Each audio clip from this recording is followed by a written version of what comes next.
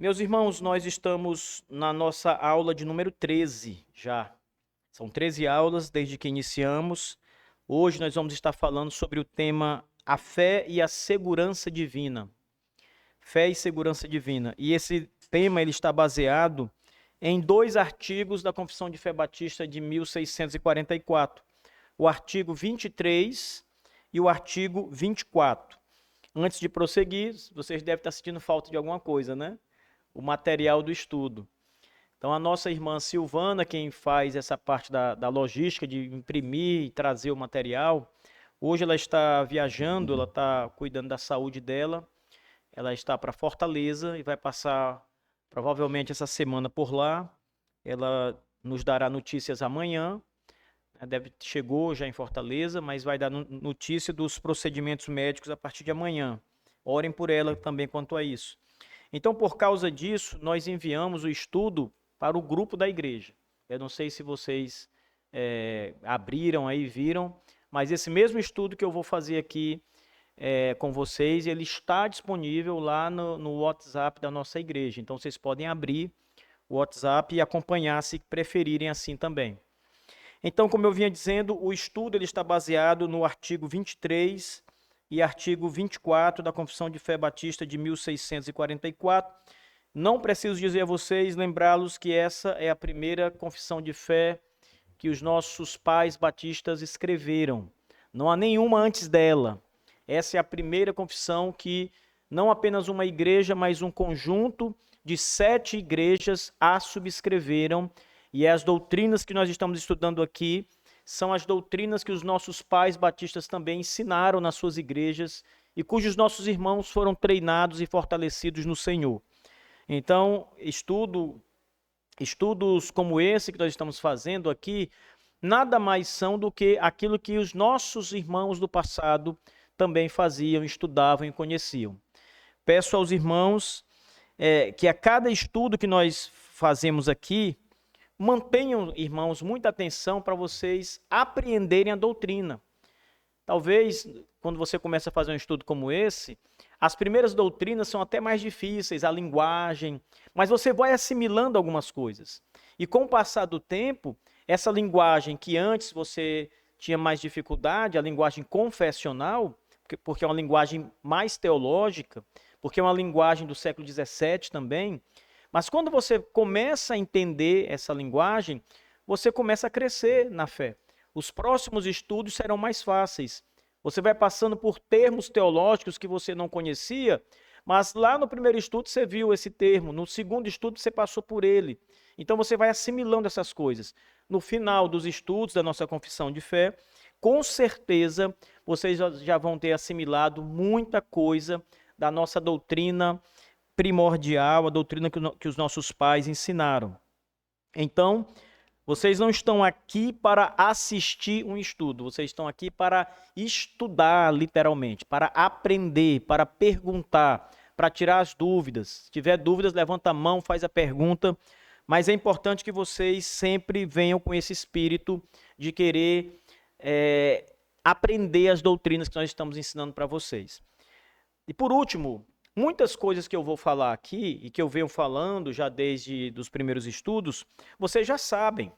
Vocês vão apenas, às vezes, ouvir essas mesmas coisas num outro contexto, numa outra linguagem, com outras bases bíblicas, outros versículos da Escritura que vão provar aquilo, mas não são doutrinas novas para vocês, mas elas vão ajudar vocês a fortalecer a fé e a inclusive contextualizar a fé de vocês dentro da Escritura Sagrada.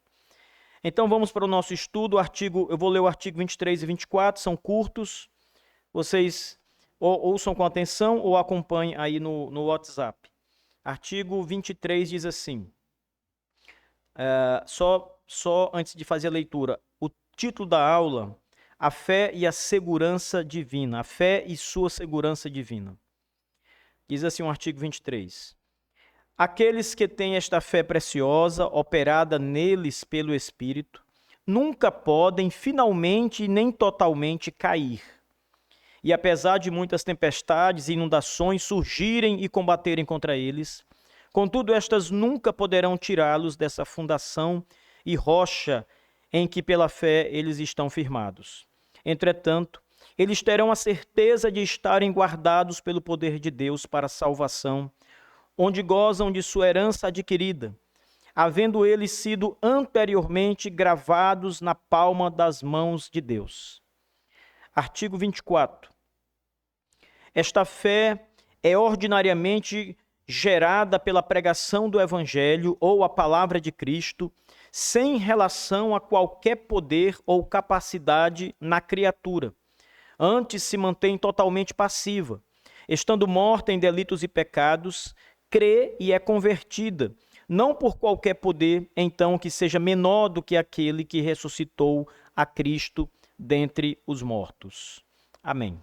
A base bíblica para as afirmações que nós acabamos de fazer estão logo abaixo de cada seção, de cada artigo da confissão de fé e devem ser sempre consultadas.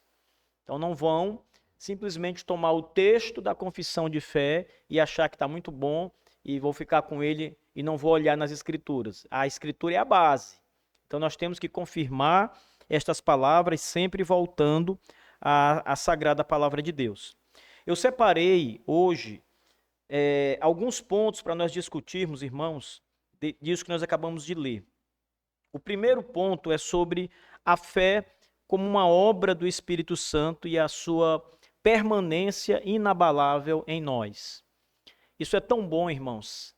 É tão bom saber que a fé, ela é uma operação que o Espírito de Deus realiza em cada um de nós e que ela não pode ser destruída. Por exemplo, acham que primeiro elas acham que a fé é uma construção humana.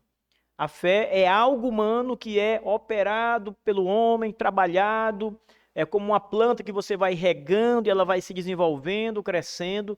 Assim é a fé na visão de algumas igrejas. Mas não é esse o modelo bíblico. O modelo bíblico é que a fé é um presente de Deus para você. É uma dádiva divina para você. E depois que você recebe essa fé de Deus, você não pode mais destruí-la, ela não some mais, ela não vai embora, ela não desaparece, ela não pode ser tomada de você. Ninguém pode tomar sua fé. Ninguém pode fazer com que um crente genuíno negue a Cristo verdadeiramente.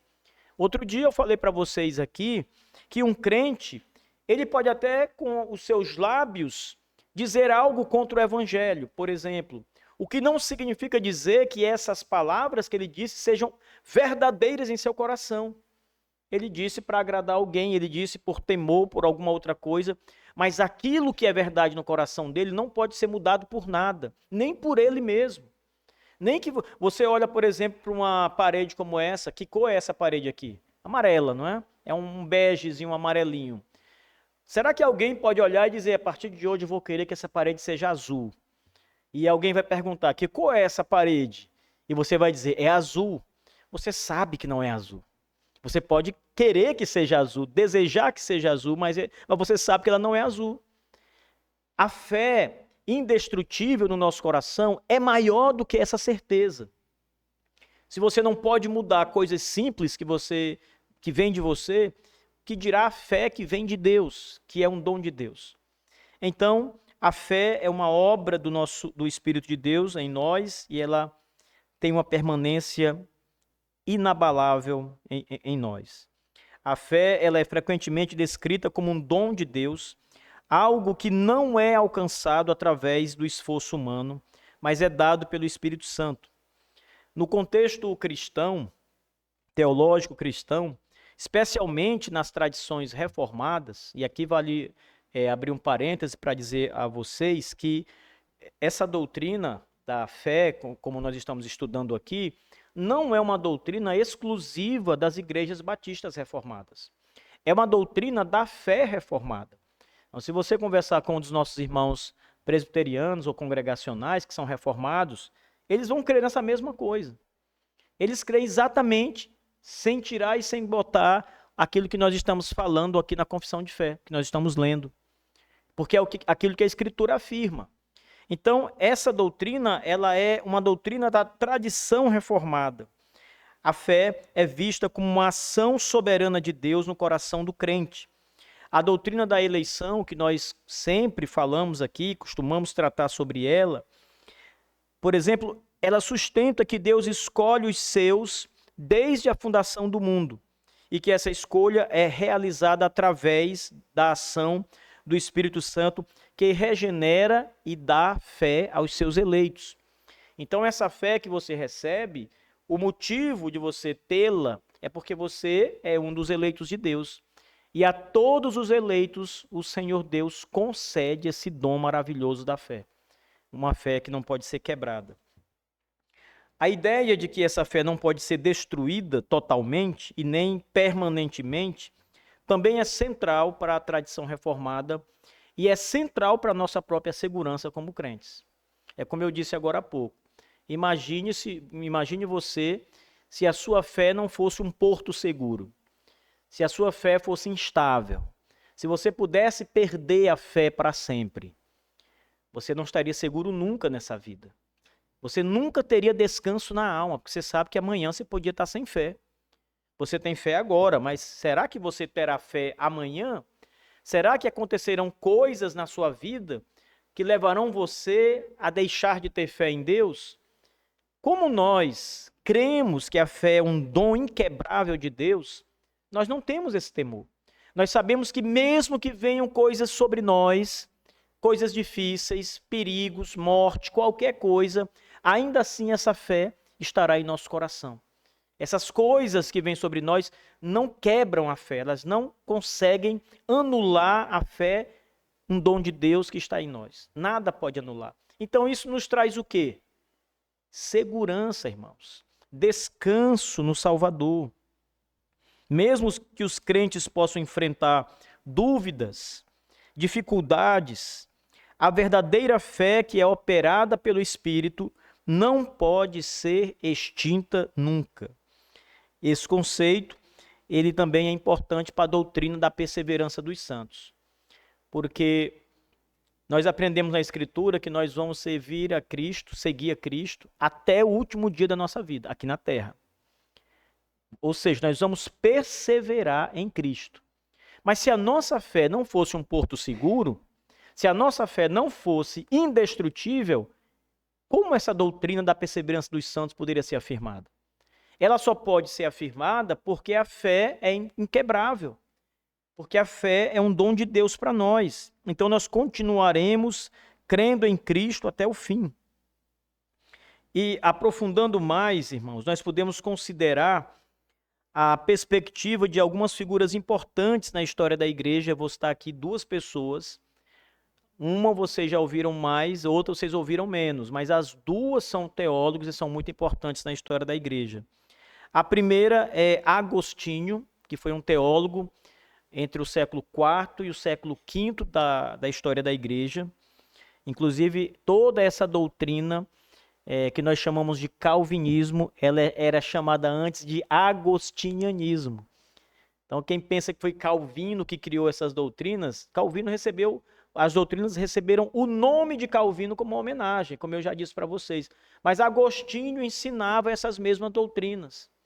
Tem uma passagem interessante de um sermão de Spurgeon, pregador batista, e Spurgeon disse: eu creio no velho calvinismo, nas velhas doutrinas pregadas por Agostinho, pregadas pelo apóstolo Paulo. Então ele vai voltando na história da igreja, mostrando que essas doutrinas sempre foram ensinadas.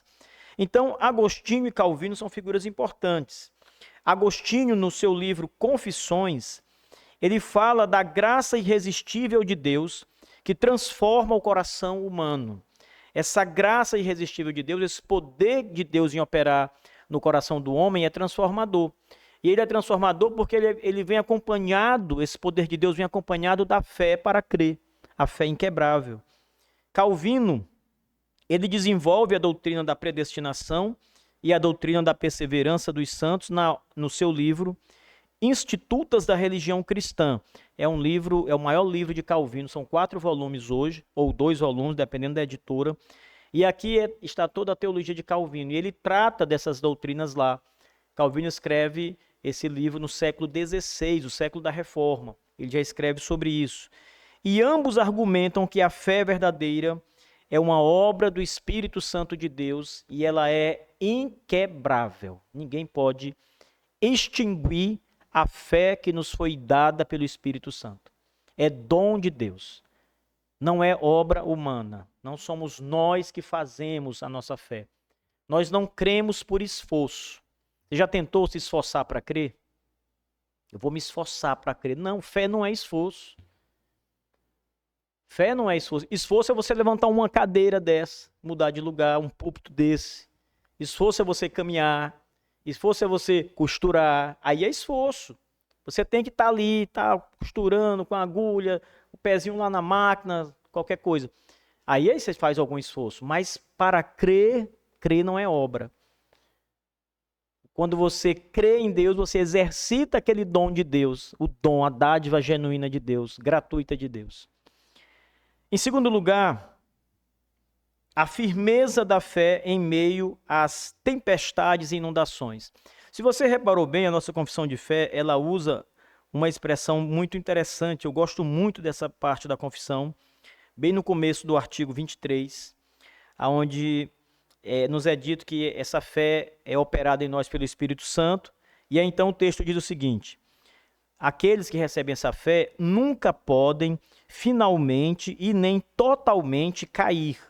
E apesar das muitas tempestades e inundações surgirem e combaterem contra eles, então essa figura de tempestades e inundações, ela é apresentada como dificuldades da vida. Coisas que aparecem diante de nós, que são difíceis de superar, mas essas coisas não podem extinguir a nossa fé. Então, essa metáfora das tempestades e inundações simboliza as provações e as tribulações que os crentes enfrentam ao longo de suas vidas. Irmãos, quem aqui nunca passou por uma grande tribulação na sua vida? Por um momento de muita dificuldade? Todos nós já passamos. Todos nós já fomos colocados numa situação de dificuldade, de tribulação, em que você, como diz o ditado popular, ficou entre a cruz e a espada. Mas nada disso é suficiente para abalar a fé de um verdadeiro cristão. Quando você vê um cristão, vou abrir aspas aqui bem grandes, que quando passa por uma tribulação, abandona a fé, volta para o mundo, começa inclusive a falar mal do evangelho de Cristo, apostata literalmente, não pense que essa pessoa tinha fé e perdeu a fé. Essa pessoa nunca teve esta fé que nós estamos aqui tratando. A fé verdadeira nunca repousou nela, ela nunca foi um crente genuíno. Estar na igreja, vir para a igreja, participar das coisas da igreja, pregar, cantar, seja o que for, não é um sinal inequívoco de que a pessoa é crente. Porque Jesus diz que muitos lobos estão na igreja, com pele de ovelha. Então, quantas pessoas, pelo menos os mais velhos aqui, poderiam listar desta igreja e de outras igrejas que vocês conhecem, pessoas que estavam lá e abandonaram essa fé e voltaram para trás? Quem põe a mão no arado, diz o texto, não pode mais olhar para trás. Não é? Vai para frente agora. Mas muitos olham para trás, porque não tem essa fé genuína. Nos enganaram. Aos nossos olhos pareciam crer. A confissão de fé deles era essa aqui, mas na verdade não eram. Eram falsas confissões de fé. Não era uma fé genuína. Então, irmãos, nada pode fazer com que o crente perca sua fé. A Bíblia mesmo, ela está cheia de exemplos de personagens que mantiveram a fé apesar das grandes adversidades. Por exemplo, Jó. Talvez Jó seja o homem mais citado quando se fala de dificuldades enfrentadas e fé mantida, não é? Jó passou pelas maiores dificuldades, irmãos. Perdeu tudo, mas ele permaneceu fiel a Deus. O livro de Jó, ele é para nós uma demonstração de que o verdadeiro cristão jamais perde a sua fé. de que o verdadeiro cristão, em hipótese alguma, em nenhuma situação, vai abandonar sua fé verdadeira em Deus. Porque ele não pode fazer isso. Ele não pode porque ele não quer fazer isso, porque é um poder que opera nele. Essa fé é um poder que opera nele. Paulo, o apóstolo de Jesus, ele enfrentou inúmeras dificuldades, mas você nunca vai ver na Bíblia o apóstolo Paulo vacilando na fé. Ele foi preso várias vezes, perseguido, ele foi humilhado, apedrejado, passou por tudo o apóstolo Paulo, até por naufrágios, coisas muito perigosas. Mas nada disso fez com que o apóstolo Paulo deixasse Cristo para lá. Eu vou lá andar com essa fé que está me colocando toda hora em risco de vida. Eu não passava por isso antes. Minha vida antes não tinha esses problemas, agora me tornei cristão. É só problema, dificuldade. Mesmo assim, essas dificuldades não o fizeram retroceder para a velha vida, que era muito mais confortável. Ele continuou sendo um fiel servo do Senhor, porque a fé não pode ser extinguida, irmãos. É uma força, um poder, uma resistência, de fato, em meio às adversidades. Muita gente já escreveu sobre essa resiliência da fé, né? A resistência que você tem, uma fé que não desanima nunca. Tem um livro bem interessante de Thomas Kempis. Esse livro é muito antigo, mas é muito famoso. E é um livro pequeno. O título do livro é A Imitação de Cristo. E aqui o autor ele fala sobre a importância de confiar em Deus, mesmo quando as circunstâncias são desfavoráveis. É fácil confiar em Deus quando tudo está bom, não é? Você não tem nenhum problema e você diz, ó Deus, como tu é bom, graças te dou. Mas quando a figura muda de posição, quando as coisas estão ruins, aí é mais difícil confiar em Deus. Quem é que vai dar glória a Deus no meio das coisas, das tribulações? Só os verdadeiros cristãos. Então os cristãos genuínos, mesmo nessas tribulações, eles vão estar com essa fé inabalável. É uma confiança em Deus, irmãos, que é como uma âncora que mantém o crente firme em meio às tempestades da vida. A firmeza da fé também é um tema central nas cartas que o apóstolo Paulo escreveu. Em Romanos, capítulo 8, o apóstolo Paulo pergunta: quem nos separará do amor de Cristo? Será tribulação, ou angústia, ou perseguição, ou fome, ou nudez, ou perigo, ou espada? Veja, Paulo está dizendo que nada destas coisas, nenhuma destas coisas pode nos separar do amor de Deus por nós. Será que a espada pode separar? A espada aqui é ameaça de morte. Pode separar você de amar, pode fazer com que você deixe de amar a Deus, como eu disse agora há pouco? Não pode. Será que prisões, você vai ser preso por causa do evangelho? E então você vai dizer, isso aqui, esse evangelho não está me fazendo bem, eu estou sendo preso, eu estou sendo ameaçado, eu vou abandonar. Você não vai. Paulo está dizendo, nada pode nos separar desse amor. Nem a cadeia, nem as prisões, nem a morte, nada pode nos separar. E o apóstolo Paulo responde que nada pode separar o crente do amor de Deus em Cristo Jesus. E esse é um poderoso testemunho, porque é o próprio testemunho de Paulo. Paulo fala por si mesmo aqui, ele está dizendo uma verdade universal para os crentes. Todos os crentes, isso é verdade para todos os crentes. Mas ele passou por tudo isso e ele pode dizer isso pela experiência própria dele, irmãos. Em terceiro lugar, a segurança da salvação e a herança divina que nós temos em Cristo. A certeza da salvação e a segurança da herança celestial são temas fundamentais na Confissão de Fé Batista de 1644 e na teologia cristã. A ideia de que os crentes estão guardados pelo poder de Deus para a salvação é um conforto imenso. Esta segurança não depende da capacidade humana, mas do próprio Deus que é fiel às suas promessas.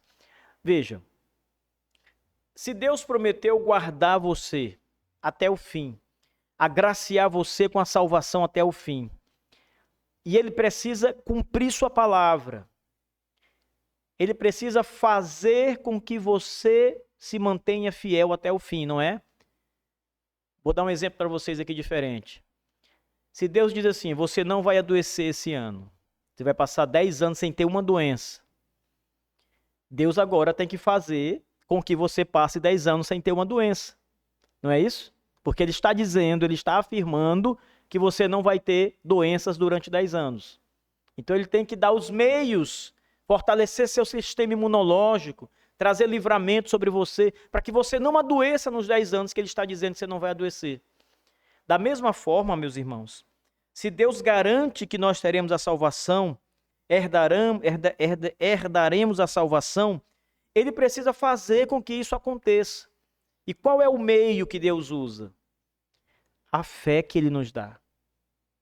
Você vai ser salvo e vai herdar todas as coisas maravilhosas que Deus prometeu, porque a fé que você terá estará com você até o fim.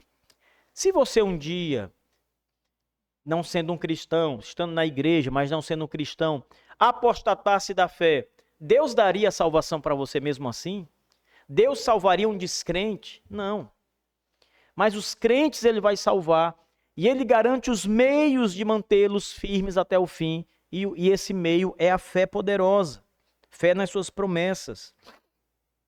Pedro, em sua primeira carta, fala sobre uma herança incorruptível, incontaminável, imarcessível, reservada nos céus para vós. 1 Pedro 1, verso 4.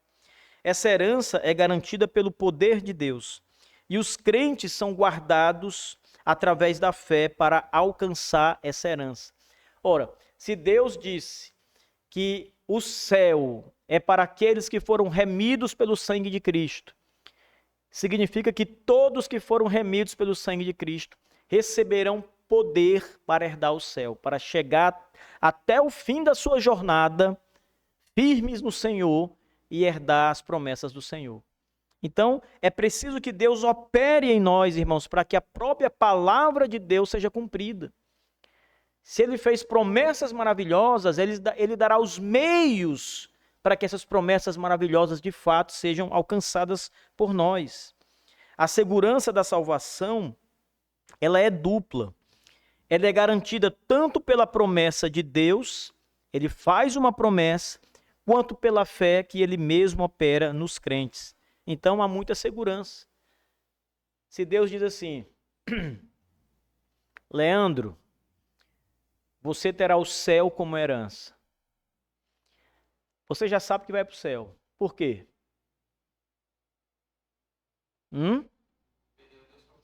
Porque Deus deu sua palavra. Então você já sabe que vai para o céu. Mas ela é dupla, porque para você ir para o céu, você precisa ser crente até o fim, não é?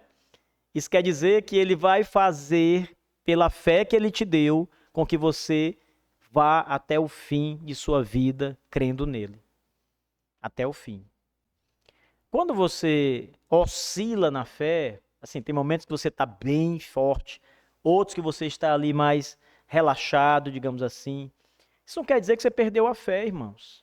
A fé você nunca perde. Ela sempre está com você.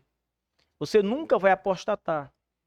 Você nunca vai chegar aqui nessa igreja, se você for um crente verdadeiro, e dizer, a partir de hoje eu não sou mais crente, eu não creio mais em Jesus. Tudo isso era mentira. Eu não acredito mais nisso. Um crente genuíno nunca fará isso. Os apóstatas farão, porque nunca foram crentes. Nós conhecemos pastores que fazem isso, porque nunca foram crentes. Conhecemos muitos irmãos que pareciam irmãos, mas que apostataram, porque nunca foram crentes. Mas os crentes verdadeiros, irmãos, nunca farão isso. Eles nunca vão abandonar a fé em Cristo Jesus.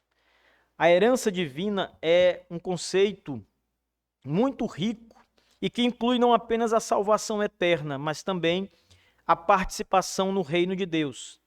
E esse conceito é explorado por muitos teólogos, inclusive um teólogo que eu gosto muito, chamado Jonathan Edwards. Ele vai falar muito sobre essa participação dos crentes na eternidade, né? As bem-aventuranças eternas.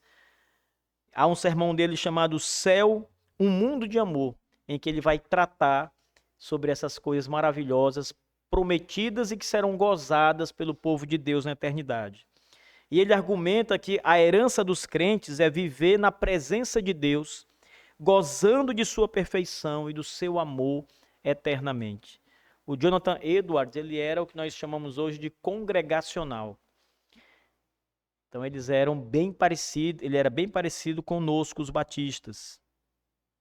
Em quarto lugar, a fé é gerada pela pregação do evangelho, a palavra de Cristo. Como é que você crê no Senhor Jesus? Aliás, deixa eu perguntar direito. Como é que você se tornou um crente? Pense nessa pergunta um pouco. Como é que eu me tornei crente? Você precisou crer. Crente é quem crê. Então você precisou crer em alguém, em Cristo. Para você crer em Cristo, você precisou ter conhecimento de Cristo. Você não vai crer em quem você nem sabe que existe. Você só pode crer ou não crer em um tipo de informação que você recebe, digamos, sobre uma pessoa. Alguém chega para você e fala sobre o Filho de Deus, sobre aquele que se fez carne e veio habitar no meio de nós para nos trazer a salvação eterna. E você pode crer ou recusar isso, não é? Mas veja, uma informação foi dada e você vai recebê-la pela fé ou rejeitá-la na sua incredulidade. Então nós só podemos crer, receber a fé e operar esta fé por meio da pregação da palavra, isto é, por meio do evangelho. Esse é o primeiro ponto principal e é também a origem da nossa fé, irmãos. O evangelho. Sem evangelho não há fé. A fé não pode ser operada. Quando se discute, por exemplo, a salvação de crianças, os batistas dizem que todas as crianças eleitas serão salvas.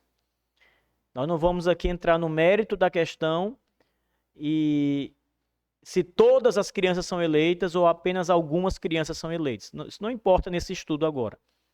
Mas o fato é que crianças eleitas serão salvas. Um bebê, por exemplo, eleito que morre na infância, ele será salvo.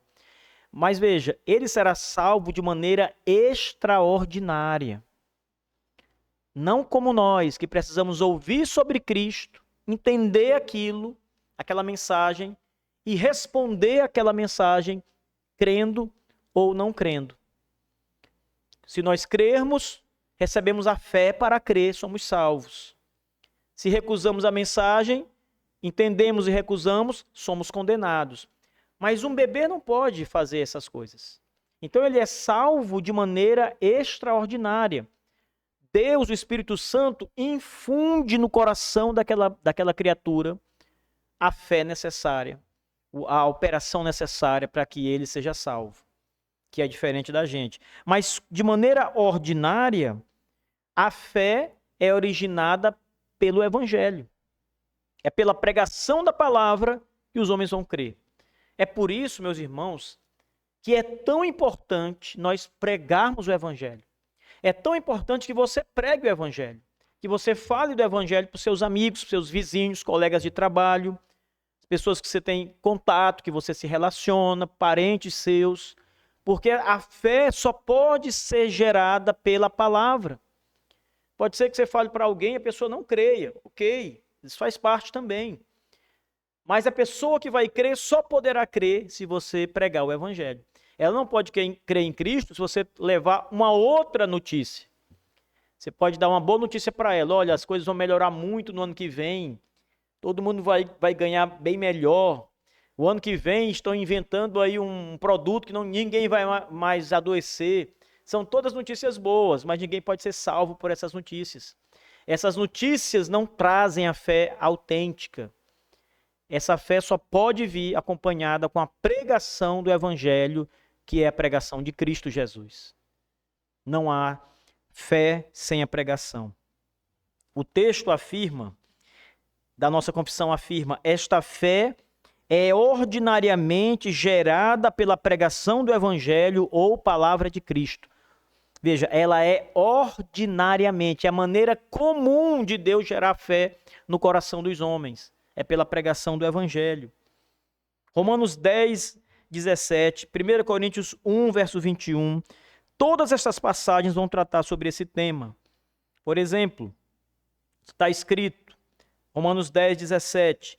De sorte que a fé é pelo ouvir, e o ouvir a palavra de Deus. Veja, não há fé sem a palavra de Deus. Elas estão intimamente relacionadas. Então, para que alguém creia, o evangelho tem que ser pregado. Sabe por que há falsos crentes na igreja?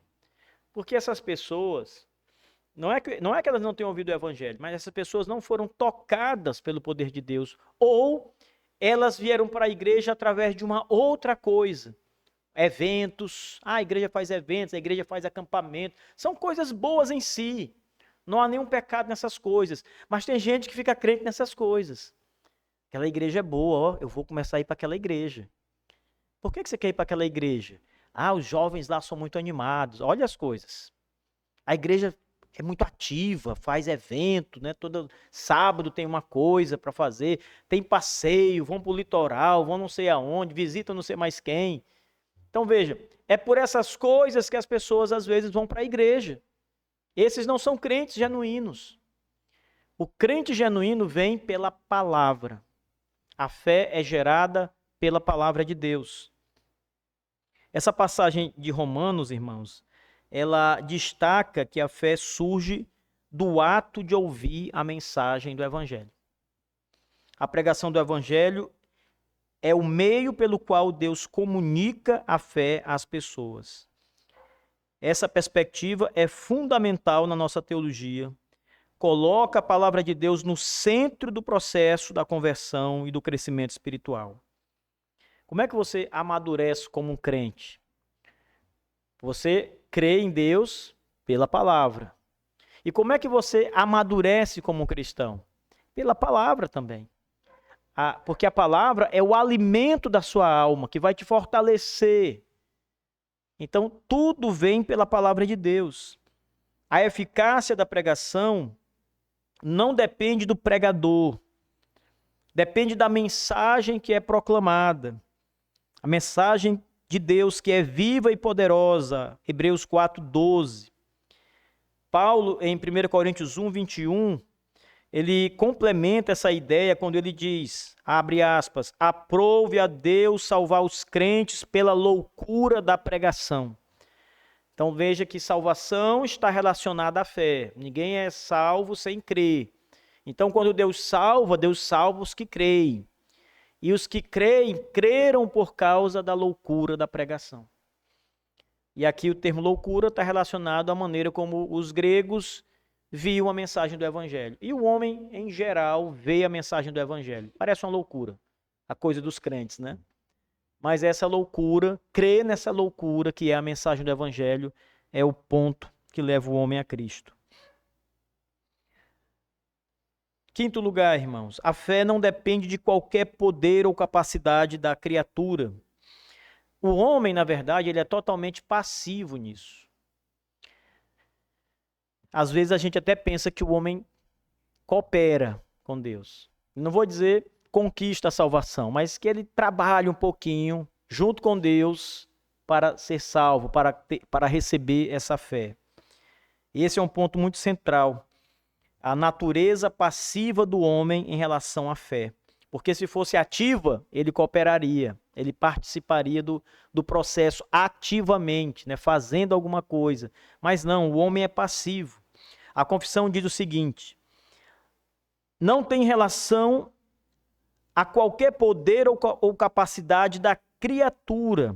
Antes, a criatura se mantém totalmente passiva em relação a essa fé recebida. Essa ideia ela é sustentada na Escritura por passagens como Romanos 9,16. Diz o texto assim: assim, pois, isto não depende do que quer, nem do que corre, mas de Deus que se compadece. Então, de que depende a eleição? De que depende o arrependimento do homem? De que depende a salvação do homem? De que depende a fé do homem? Depende de Deus que se compadece. Não depende de quem quer, não depende de quem corre, depende de Deus que se compadece do homem. Então, o que é que o homem é nesse processo? Uma criatura passiva. Ele só depende de Deus. Nós, irmãos, para recebermos a dádiva de Deus, a fé, a salvação, a regeneração, não fizemos nada. Veja, nós somos totalmente como os outros homens. Não há nada em nós especial que Deus olhasse, visse e dissesse: esse aqui eu vou abençoar por isso. Somos passivos, apenas recebemos da graça do Senhor, da graça do nosso Deus. A doutrina que a confissão apresenta aqui refuta a ideia de que a fé pode ser gerada pela vontade ou pelo esforço da criatura. Em lugar disso, como diz o apóstolo Paulo em Efésios, a fé sempre é vista como um dom de Deus, concedida soberanamente pelo Senhor. O homem está morto em delitos e pecados, não possui a capacidade de gerar fé por si mesma. O homem, por si mesmo, da maneira como ele foi criado, com os poderes que Deus dotou o homem, ele não recebeu nenhum poder para gerar fé nele mesmo. Nenhum poder intrínseco capaz de ele gerar uma fé. Tudo ele recebe de Deus. O profeta Ezequiel, no capítulo 16, ele fala sobre isso, essa passividade, quando ele descreve Deus encontrando Israel em um estado de abandono e morte, e concedendo vida a Israel pela a própria iniciativa divina. Deus olha para Israel morto e Deus diz: eu vou trazer vida a esses homens. E traz vida sobre eles. Então foi eles que foram ativos para buscar essa vida de Deus, que buscaram a Deus, que queriam essa vida. Não, estavam mortos, diz o texto. Foi Deus, ativamente, que foi até eles. Essa total passividade do homem na geração da fé aponta para a graça soberana de Deus. Depende de Deus, do querer de Deus, da soberania de Deus. Essa expectativa é uma forte base do pensamento dos batistas, especialmente na doutrina da depravação total, que afirma que todas as faculdades do homem estão totalmente corrompidas.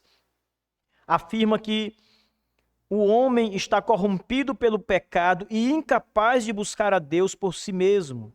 Então a fé é uma resposta passiva a uma ação ativa, mas da parte de Deus. O homem é passivo nesse processo, Deus é ativo nesse processo. Irmã Dina, você recebeu fé em Deus, você não conquistou a sua fé. Você não tem mérito porque crê. O mérito todo é de Deus. Você deve dar graças a Deus por crer no Senhor. Ele foi o ser ativo para gerar fé em nosso coração e sustentar essa fé. Ele gera e sustenta ela até o fim. Por isso nós perseveramos até o fim. E por último, irmãos, ponto 6, a fé como um resultado do poder de Deus. E que tipo de poder os nossos pais batistas compararam à nossa fé? Um poder comparável ao poder que ressuscitou Cristo dos mortos. Lá no texto que nós lemos no artigo 24, é exatamente isso que eles disseram, os batistas de 1644. A fé é tão poderosa, o poder que opera em nós é tão grande que é comparado, é igual ao poder que fez Cristo subir da sepultura, vivo, ressuscitado dos mortos. Esse é um dos pontos principais da passagem que a confissão apresenta sobre a fé. O poder transformador que ela tem, equiparado ao poder de ressuscitar a Cristo dos mortos. Passagens como Efésios 1, 19 ao 20, que diz: a suprema grandeza do seu poder para conosco, os que cremos, segundo a operação da força do seu poder, que manifestou em Cristo, ressuscitando dentre os mortos.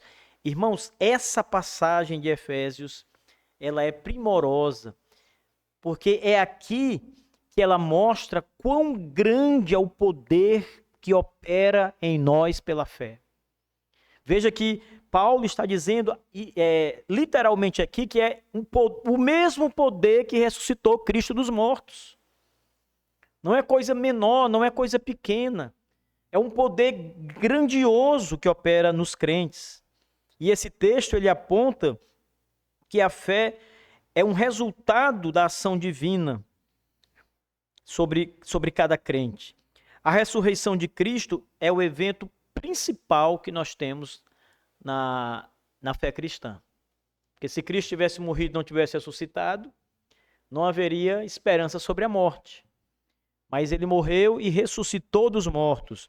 E o poder que realizou a sua ressurreição é o mesmo poder que atua na geração da fé nos crentes.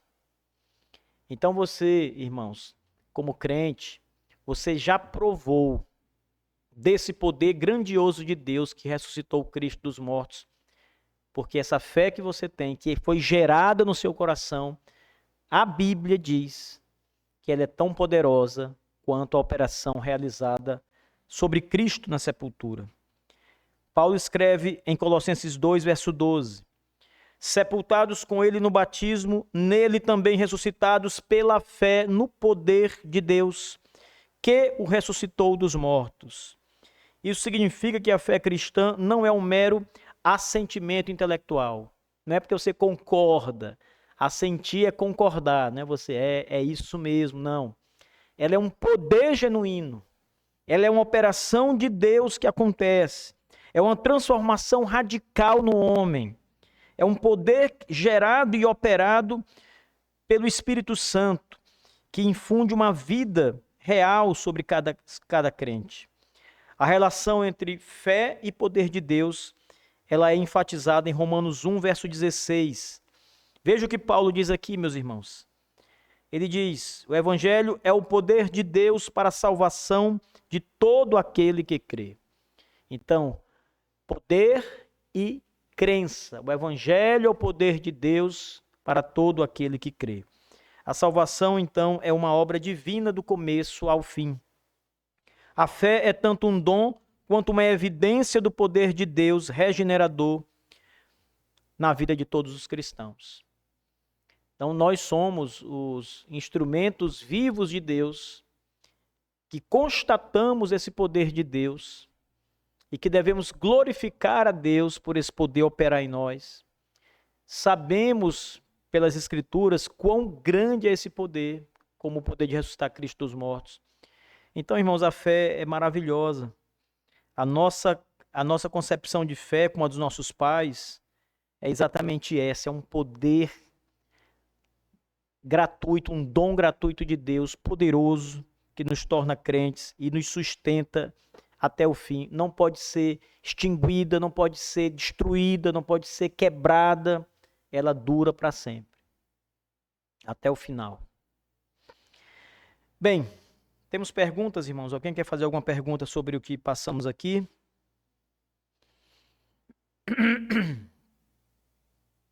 Perguntas, Leandro? Nosso diácono. Começar com os diáconos, né? Bem, eu sei que vocês não vão imprimir isso aqui, né? Essas perguntas e respostas, mas eu vou fazer aqui as perguntas para vocês, só para que vocês pensem nelas, tá? E tentem responder aí mentalmente. Eu vou dar aqui as opções. São 8 perguntas. Segundo o artigo 23 da Confissão de Fé Batista de 1644, aqueles que têm a fé operada pelo Espírito podem finalmente ou totalmente cair. Opções, apenas 3. Letra A, sim. Letra B, sim, mas apenas alguns podem cair. E letra C, não. Não. Letra C, não. Não podem cair. Então, nenhum crente pode cair, veja, totalmente. Olha o que diz a confissão. Cair finalmente, ou seja, para sempre, totalmente. Arruinar-se completamente. Não. Você pode pecar. Pecar é uma queda, mas não pode cair totalmente. 2. De acordo com o artigo 23, o que as tempestades e inundações em nossas vidas não podem fazer? Letra A, causar medo. Letra B, tirar os crentes da fundação e rocha em que estão firmados pela fé. Letra C, aumentar a fé.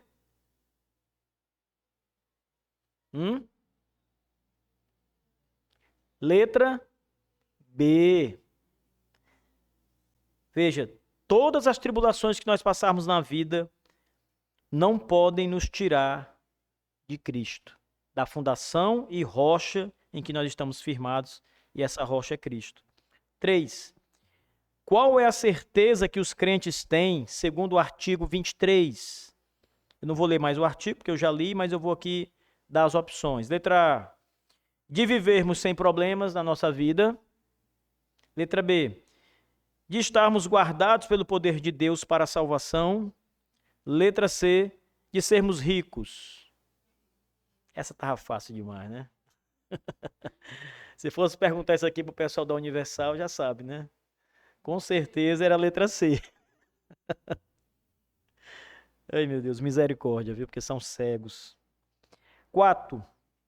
O que os crentes gozam conforme o artigo 23? Felicidade eterna, aliás, felicidade terrena, uma herança adquirida, ou letra C, poder sobre os outros. Uma herança adquirida. Não é uma herança que os nossos pais deixam pra gente, né?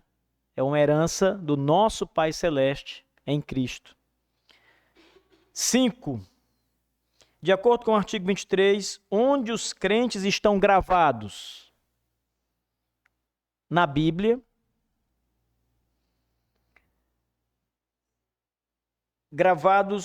Serão gravados no livro da vida, ou, letra C, na palma das mãos de Deus. Nas palmas das mãos de Deus. Exatamente, está escrito, né? Lá. Nossa confissão diz que estão gravados nas palmas da mão de Deus. Está lá na Bíblia isso. Então está na Bíblia também, né? Porque é a Bíblia que diz isso, então está na Bíblia. Também a letra A estava certa, né? Número 6. Como é gerada a fé segundo o artigo 24? Letra A, pela pregação do Evangelho ou palavra de Cristo. Letra B, pelo esforço humano. Letra C, pela meditação. Letra A, aqui foi moleza hoje, viu? Para recuperar a nota aqui. 7, segundo o artigo 24, a fé depende de qual poder ou capacidade na criatura? Letra A, capacidade ou poder intelectual. Letra B, capacidade ou poder físico. Letra C, nenhum desses. Hã? Nenhum desses. Não depende da intelectualidade, né? E nem da força do homem, né? 8. Conforme o artigo 24, por qual poder a fé é gerada se a criatura está morta em delitos e pecados? Letra A, poder humano. Letra B, poder divino que ressuscitou o Cristo dos mortos. Letra C, poder das boas ações. Moleza, né? Letra B, poder que Cristo... Falou C, mas eu entendi que era B. Poder que ressuscitou o Cristo dos mortos, né? Essa última resposta, irmãos, realmente é uma das que mais mexe comigo na nossa confissão, porque quando a gente vai fazer um estudo assim bem rápido só sobre esse tema aqui de teologia bíblica, por exemplo, sobre a fé, o estado do homem, antes de crer, é um estado de morte. Estando, pois, vós mortos nos delitos e pecados, né? Então a Bíblia ela vê o homem como estando morto. A fé é o poder, é comparado corretamente ao poder de ressuscitar Cristo dos mortos, porque nós somos ressuscitados da morte espiritual, quando cremos, né? Então, de fato, o mesmo poder que ressuscitou o Cristo dos mortos é o poder que gerou a fé em nosso coração. Uma fé inabalável. Muito bem, irmãos. Todo mundo tirou 10, né? Parabéns a todos aí, viu? O Leandro tirou 9,5 aí, porque marcou o gabarito errado, aí já viu, né? Irmãos, vamos agora para o nosso momento.